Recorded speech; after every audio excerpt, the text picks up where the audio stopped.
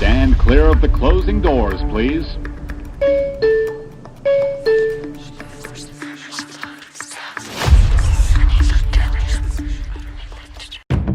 El Cisne Negro es una alegoría a acontecimientos que parecían imposibles o que parecían imprevisibles y que van en contra del status quo en aquello que nosotros estamos trabajando o desarrollándonos. Entonces, que tiene que ver con el comportamiento del consumidor, ¿no? Cómo estas pasiones van a influir en las decisiones de compra de mucho más de lo que cualquier persona puede pensar. Cómo las empresas van a saber y utilizar estas estrategias para realizar el marketing y podernos vender más.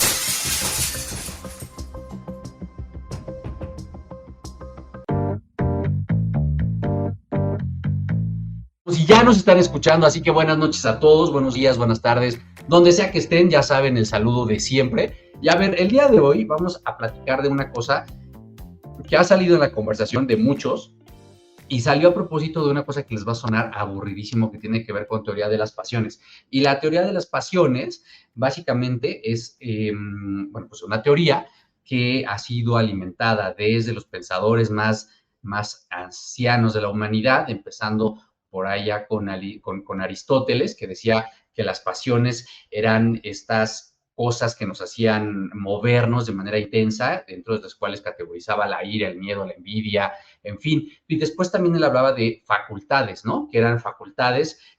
La facultad se entendía como la capacidad humana de ejecutar las pasiones. Por ejemplo, alguien que podía experimentar la ira, se entendía que tenía la facultad de ser iracundo, ¿no? O si ejercía la piedad, pues era alguien que tenía la facultad de ser piadoso. Y la facultad ejercida, se convertía en un hábito. Entonces, fíjense cómo en el pensamiento aristotélico, pues la pasión alineada a la facultad generaba hábitos. Y entonces, aquí con el analista y con producción estábamos platicando de cómo esto le pega hoy. No, a ver, el programa de hoy no va a ser un programa de filosofía, no, ni de ciencia política, no, pero vamos a llegar a un punto muy interesante. ¿Cómo estás, analista? Buenas noches. Muy bien, queridísima Sombra. La verdad es que divertido porque estamos cambiando el programa que teníamos pensado para el día de hoy. Y esto que hablas de las pasiones me hace pensar como aquello de las redes sociales y la pasión por la aprobación, ¿no?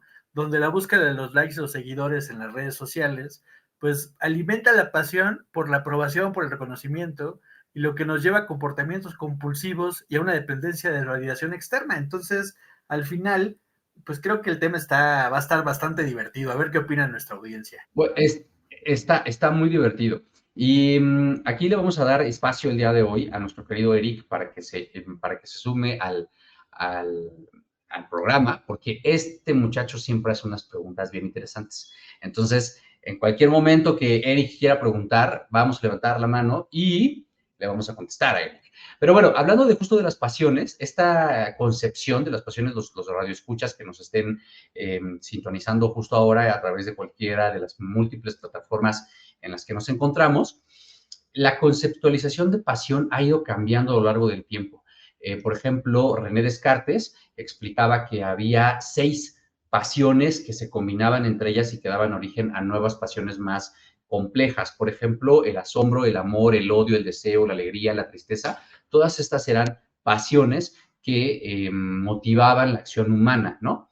Después viene un hombre, un español que se llama Baruch Spinoza, que pone al centro de las pasiones una cosa nueva en el discurso, que es la razón, ¿no? Por otro lado, había unos hombres que ustedes seguramente han escuchado, bueno, hombres y mujeres, que se denominaban estoicos. Y el estoicismo es esta corriente que va a propugnar por el control de la razón sobre las pasiones y de la lógica. El estoicismo es el que va a decir, en el ser humano lo que estorba es la pasión, ¿no? Esto que nos hace enojarnos cuando alguien se nos mete en el tráfico, cuando alguien no respeta el alto, cuando ya se nos hizo tarde, hay que llevar a los niños al trabajo, y entonces algo nos pasa y se nos calienta la cabeza y se nos calienta el estómago, y entonces ya dejamos de pensar y dejamos de ser lógicos y nos convertimos en una especie de animales. Los estoicos entonces, bueno, decían que las pasiones nos hacían mucho daño. Y después va a llegar otro pensador, David Hume, que seguramente ustedes, los que nos estén escuchando, ya saben de dónde viene este pensador, y él va a identificar dos tipos de pasiones, las pasiones serenas y las pasiones violentas. Y las serenas no vayan a pensar que estoy hablando del amor y la amistad y la dulzura. No, esa no es una pasión serena.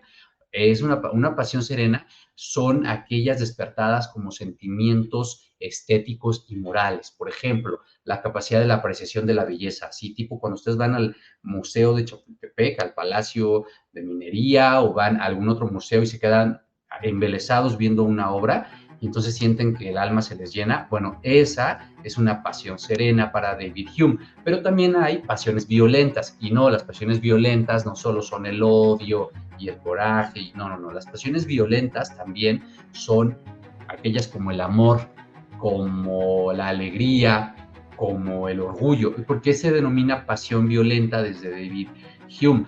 Porque enciende algo en nosotros que nos hace movernos a una velocidad y con una intensidad de manera distinta, ¿no? Así como el fuego que es violento porque se enciende intensamente, bueno, a eso se refiere la violencia con David Hume, ¿ok? Entonces, pero aquí estamos hablando de 1739, muchachos, o sea, esto no es de ahorita, o sea, esto ya está viejo, ¿no? O sea, si lo están escuchando por primera vez, bueno, bienvenidos a la narrativa de la historia, pero esto ya tiene varios cientos de años, ¿no? Después, él identifica también una cosa muy interesante que se llama percepciones, más bien ideas y percepciones de la mente. Y aquí esto se pone más interesante porque él dice que hay percepciones, impresiones o ideas directas e indirectas. Y esto se va a integrar con las pasiones serenas y violentas. Entonces nos dice que las percepciones directas surgen del placer o del dolor casi siempre. Por ejemplo, imagínense que se enamoran, ¿no? Y entonces dan su primer beso de amor. Bueno, pues su primer beso de amor sería una pasión violenta directa.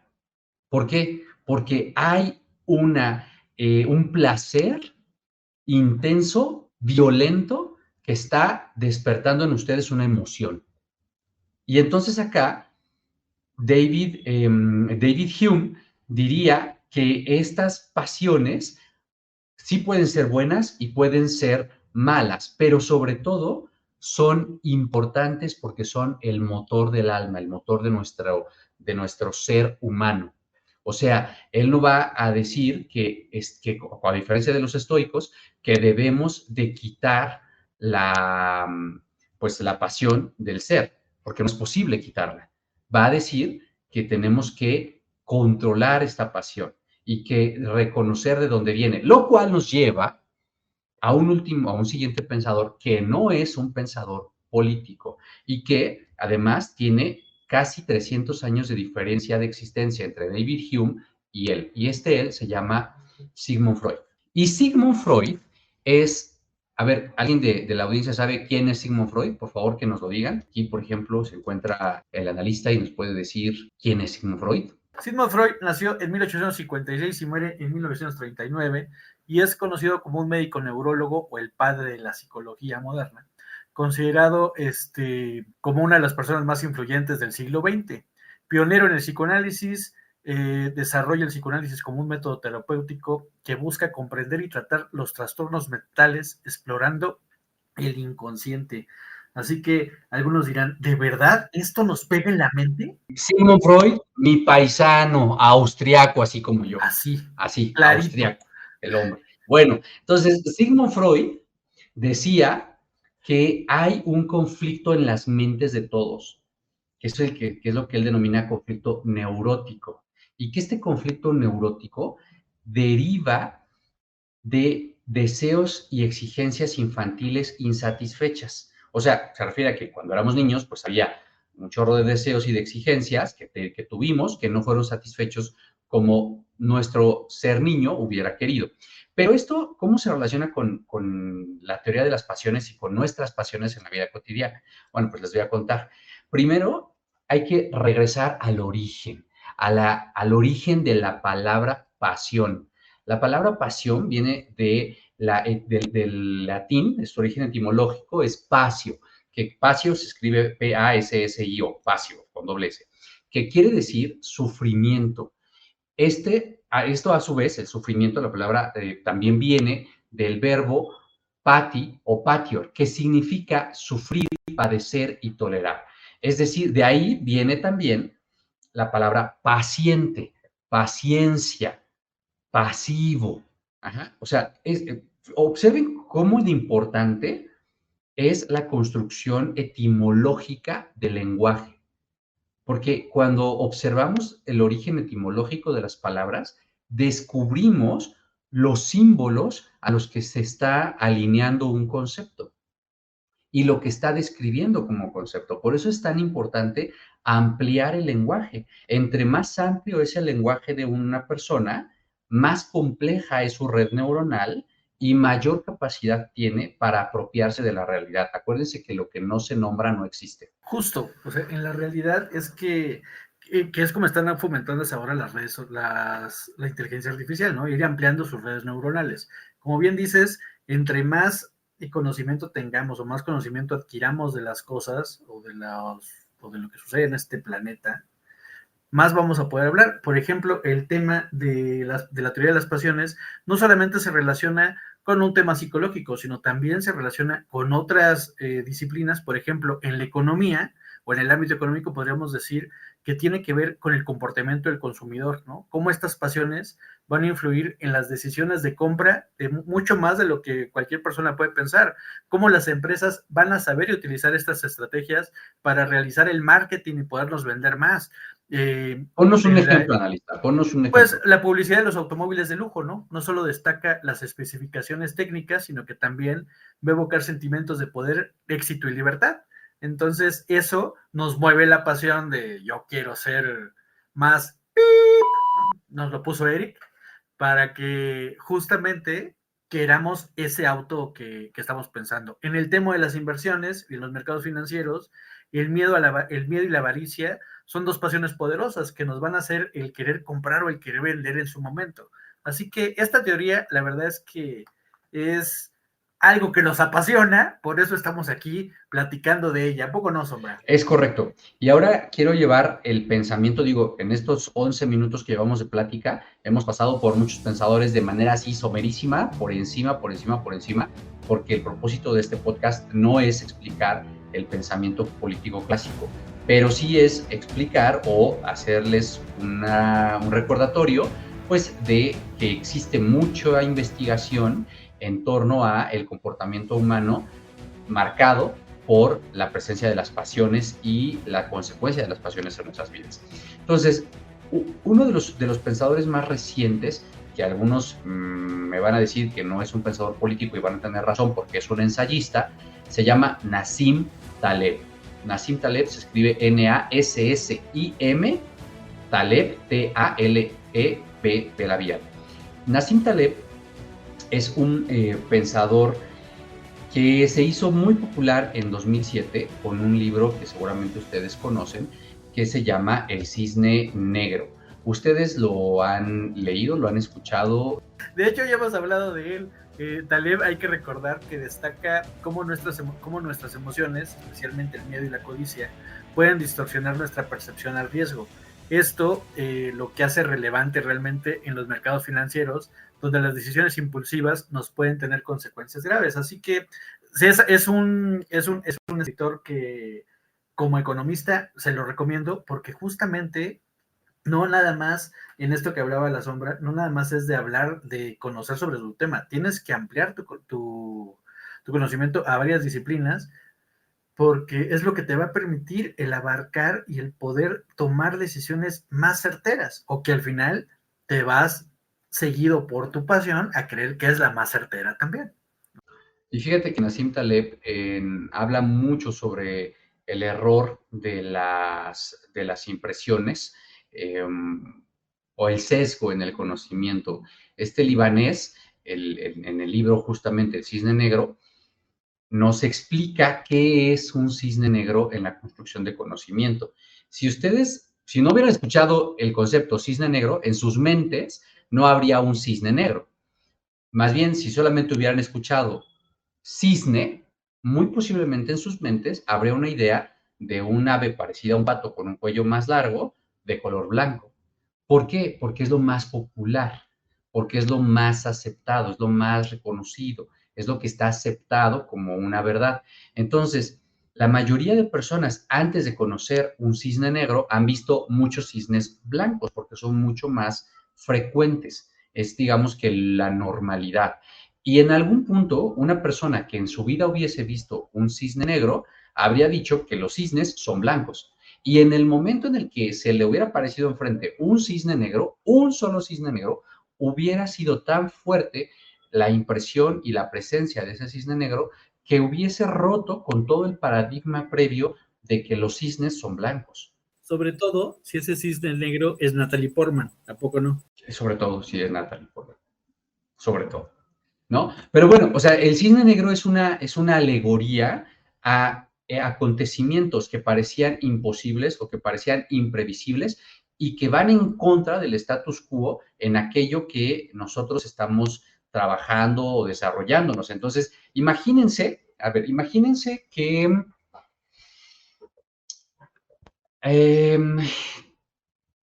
que el día de mañana el sol no saliera. El sol ha salido toda su vida, ¿no? La vida de cada uno de ustedes que me escuchan. Un día, otro día. Y ustedes, por costumbre, ya aceptan que al día siguiente va a salir el sol, ¿no? Pero de repente un día no sale el sol. ¿Qué pasa? ¿Qué generaría eso en nuestras vidas? Bueno, pues simbraría nuestra comprensión del tiempo, por ejemplo, nuestra comprensión del movimiento terrestre, por ejemplo, de las horas, por ejemplo. Caída de temperaturas, pánico, desorden. Así es, así es. Otro cisne negro en la vida de todos es la muerte de un familiar o de un padre o de una madre, porque se da por sentada la presencia de los padres todos los días, porque todos los días están ahí. Están ahí, ya sabes que hoy te vas a pelear con ellos, que no te vas a pelear, que te van a querer, que no te van a querer, que te van a dar algo de desayunar, que no te van a dar nada, que te van a gritar o que no te van a gritar, pero ahí está la presencia, ¿no? Pero llega un día en el que llamas a la casa de tu mamá o de tu papá y no contestan a él. Y entonces empiezas a sentir algo que está, tu corazón empieza a acelerarse, empiezas a dejar de pensar racionalmente. Y luego empieza a mandarle un mensajito a la hermana, al hermano, oye, fíjate que estoy buscando a mi mamá. Y entonces se acelera más el ritmo, se acelera más el ritmo, se acelera más el ritmo. Y entonces puede ser que ese día tu mamá no te vuelva a contestar, nunca más. Y en ese momento se aparece uno de los cisnes negros más fuertes, más impresionantes en la vida del ser humano. La muerte de un progenitor, o de un padre, ¿no? De una madre. Pero bueno, para quitarnos un poquito la tragedia de este cisne negro mental que ahora está en sus mentes, vamos a regresar al pensamiento de Nassim Taleb. Si bien Nassim no discute de manera directa las pasiones, las reconoce como relevantes en el contexto de cómo los humanos respondemos a la incertidumbre y a los eventos inesperados, porque recordemos que la pasión se despierta porque estamos expuestos a algo que no teníamos en el radar, que no teníamos previsto. Por ejemplo, cuando te encuentras a esa mujer o a ese hombre guapísima, guapísimo, en tu camino que nunca habías visto y entonces te quedas sin aliento, entonces eso ahí no era un evento esperado. Y tu cerebro empieza a funcionar de maneras distintas. Entonces, Nassim Taleb se centra en analizar cómo las emociones, que son una forma de pasiones, y cómo los sesgos, que también están alimentados por pasiones, pueden llevarnos a subestimar los riesgos y la imprevisibilidad de los eventos. Y ahora voy a hablar rápidamente de qué es un sesgo. Sí. Dime, analista. Perdóname, Sombra, que te interrumpa, pero me hiciste pensar con esto que hablabas de Taleb y con esto que hablabas de imaginar que un día no sale el sol, en el qué pasaría si el día de mañana no estamos como padres, ¿cómo podemos usar a nuestro favor esta teoría? Digo, pensando que el día de mañana faltemos, ¿Qué pasaría si desde ahorita comenzamos a educar a nuestros hijos para el día que eso pase? Todos salimos a trabajar y no sabemos si Bueno, ya mañana no vamos a seríamos cisne regresar, negro para ellos, ¿no? Ya ¿no? no seríamos cisne negro, exacto. Ya les enseñaríamos que cuando se parezca el cisne negro, ¿qué tienes que hacer? Una forma de ello sería en el tema financiero, pues a lo mejor enseñarles a administrar el dinero, asegurar que conozcan la ubicación de documentos importantes. Bueno, analista, a ver, esto que estás diciendo es una cosa muy importante y que también tiene que ver con la construcción del pensamiento. El pensamiento, hay dos escuelas, digamos, dos grandes escuelas de pensamiento, el pensamiento racional y el pensamiento irracional.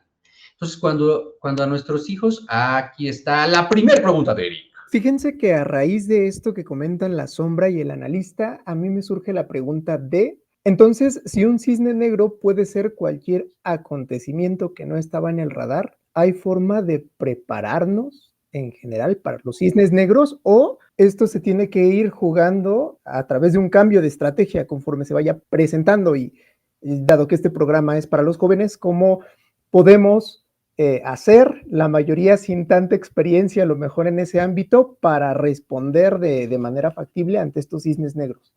Yo creería que eso es lo que te va a hacer millonario, Eric, te la gané. Ok, a ver, nuestro querido amigo Nassim Taleb nos responde tu pregunta en el libro Antifrágil. Y en ese libro, él nos va a decir que la existencia de los cisnes negros, pues radica precisamente en su imprevisibilidad. O sea, siempre habrá un cisne negro acechándote a la vuelta de la esquina. Siempre.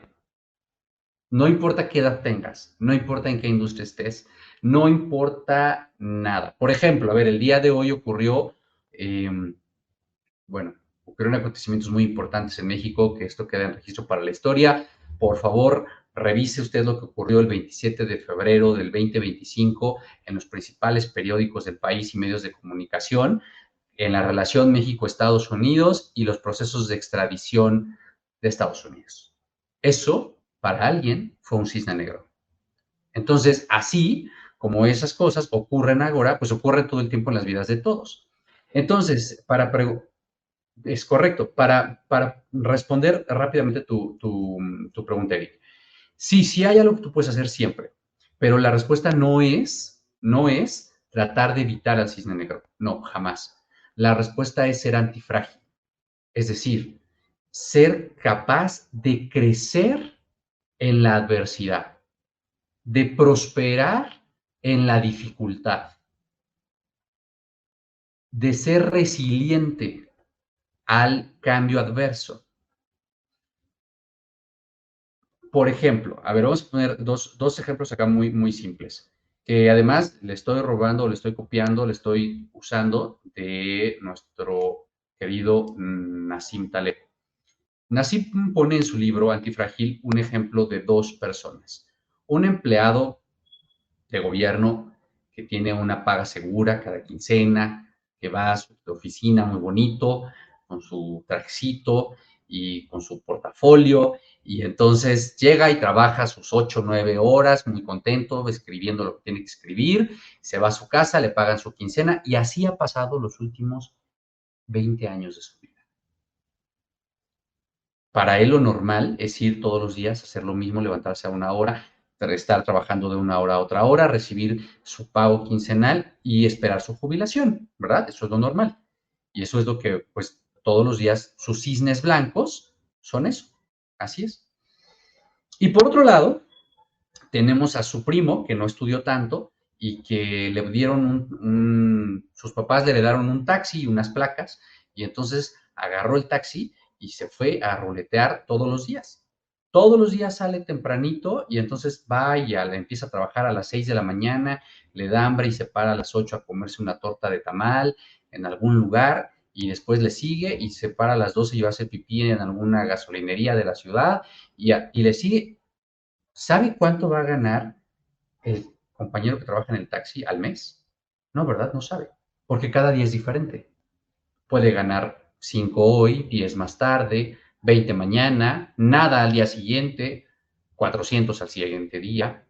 Hay absoluta variabilidad, hay absoluta volatilidad. Pero un día, aparece un cisne negro. en la vida de los dos, con formas distintas. Y entonces a nuestro primer ejemplo, que iba con su trajecito al trabajo, muy bonito, listo para empezar la jornada laboral, lo manda a llamar su jefe o su jefa. Y entonces le dice, compañero, pues nos dio mucho gusto que usted estuviera trabajando 20 años con nosotros. Hasta aquí llegó su contrato. Le deseamos el mayor de los éxitos. Y entonces se acabó. No hay más. Ya no hay a qué levantarse el día siguiente. En cambio, el otro, pues se le descompuso el taxi, ese fue su cisne negro. ¿Y qué va a pasar al día siguiente? Pues no va a pasar absolutamente nada. Que va a ir a regalar el taxi y al día siguiente va a volver a trabajar. Es decir, la variabilidad está completamente asumida en un caso y completamente negada en otro caso. Cuando nosotros no somos capaces de asumir la variabilidad como la constante en nuestras vidas, somos frágiles. Cuando solamente hacemos lo que nos toca y tenemos un jefe que nos dice, tú tienes que hacer esto y nada más, no tienes que hablar con el de al lado, ni con el de arriba, ni con el de abajo, y solamente tienes que tener este canal de comunicación, lo que está haciendo es convertir a tu estructura, a tu empresa, a tu, lo que sea, entidad, en una entidad altamente frágil, porque está tratando de controlar todo, de manera que cuando una variable se salga de control, el sistema ya no funciona. Vamos a poner otro ejemplo en la parte biológica.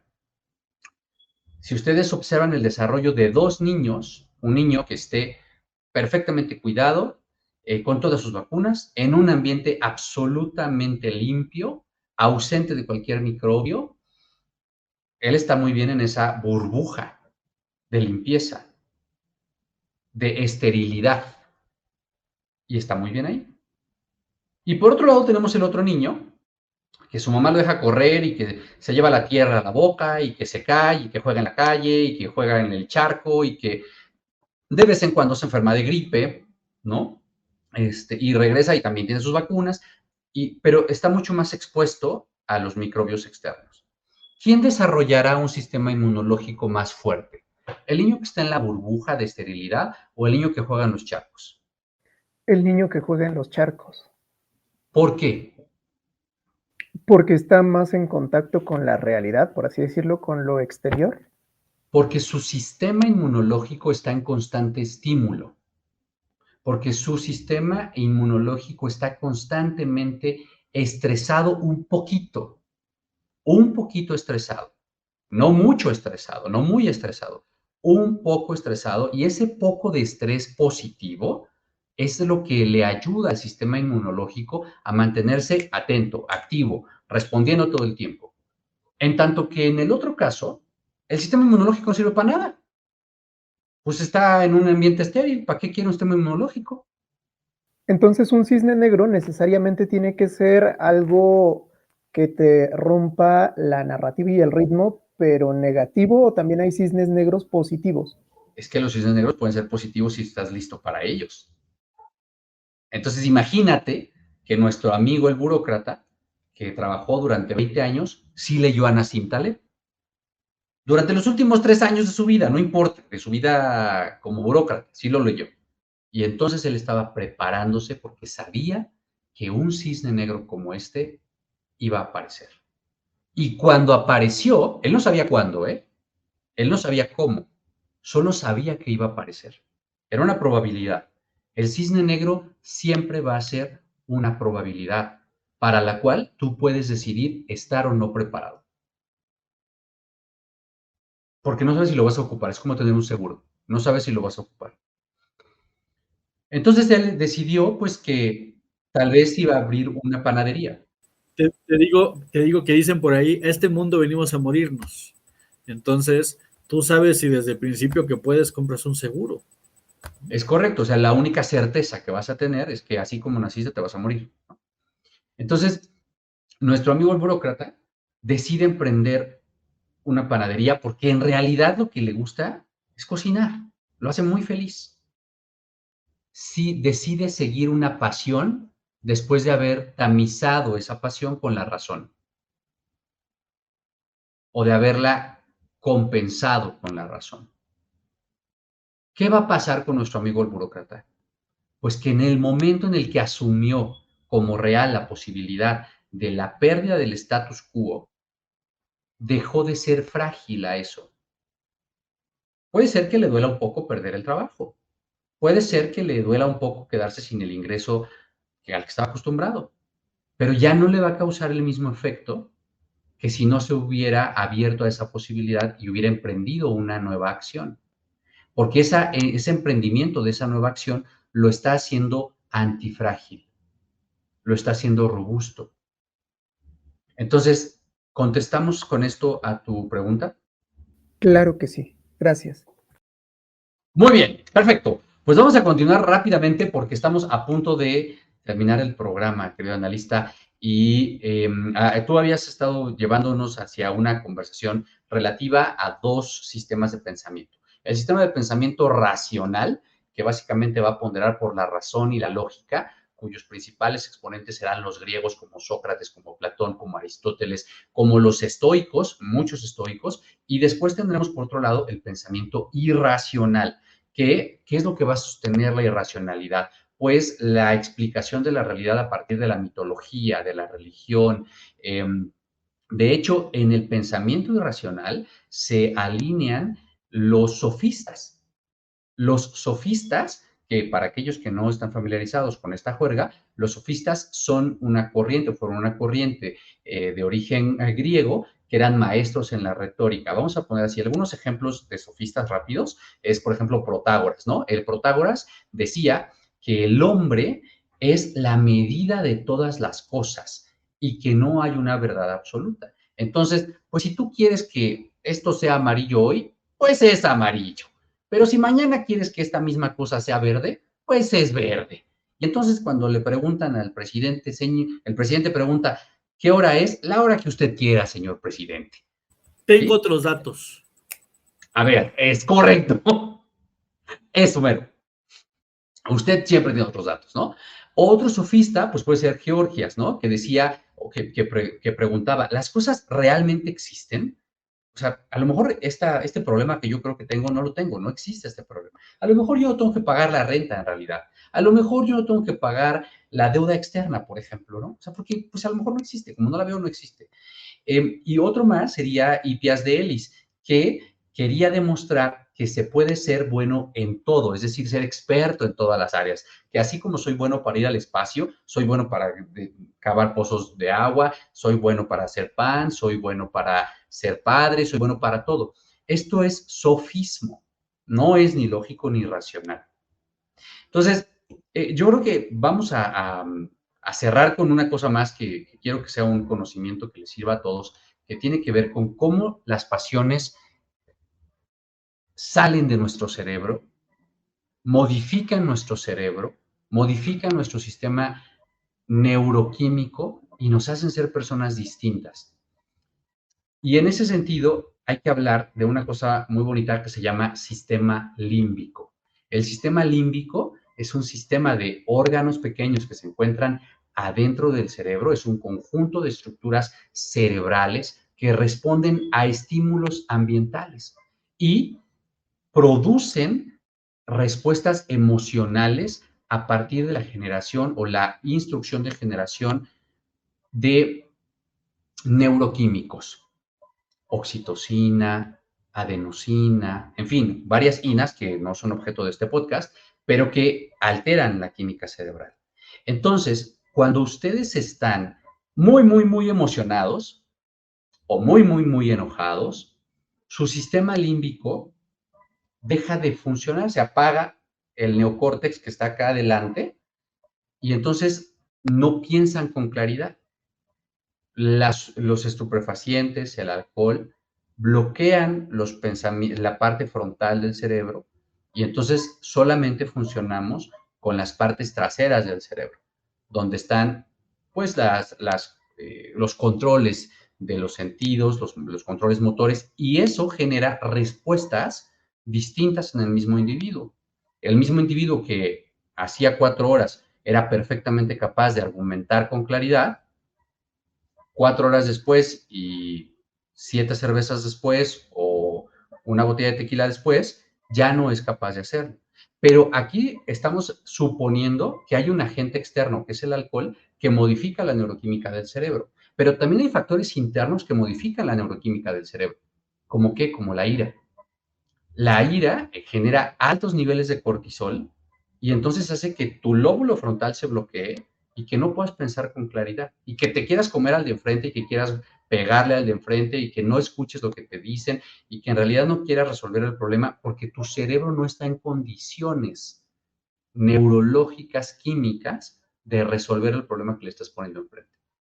Por eso es tan importante no permitirnos llegar a los espacios donde nuestras pasiones gobiernan nuestra razón, porque en ese momento perdemos nuestra capacidad de ser humanos y perdemos lo que nos distingue de los animales.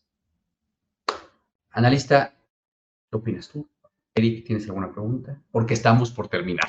La verdad es que ha sido una charla bastante interesante, ha sido más que enriquecedora porque te llevas no solamente esta padre convivencia que tuvimos el día de hoy, sino te llevas temas a querer seguir ampliando, y te da la intención de buscar, de investigar, y la verdad es que lo pueden hacer como ustedes quieran. Tienen ahora herramientas muy fáciles que les pueden ayudar a conocer un poquito más de esto, así que los invitamos a que se nutran sobre la información que aquí les presentamos el día de hoy. La verdad es que esta teoría de las pasiones es increíble, aplica a muchísimas disciplinas, así que solamente darles las gracias a mis estimados producción y a mi estimada Sombra por esta sesión. Y bueno, quedamos con ustedes, queridos audioescuchas. Adiós. Nos escuchamos la próxima semana. ¡Adiós!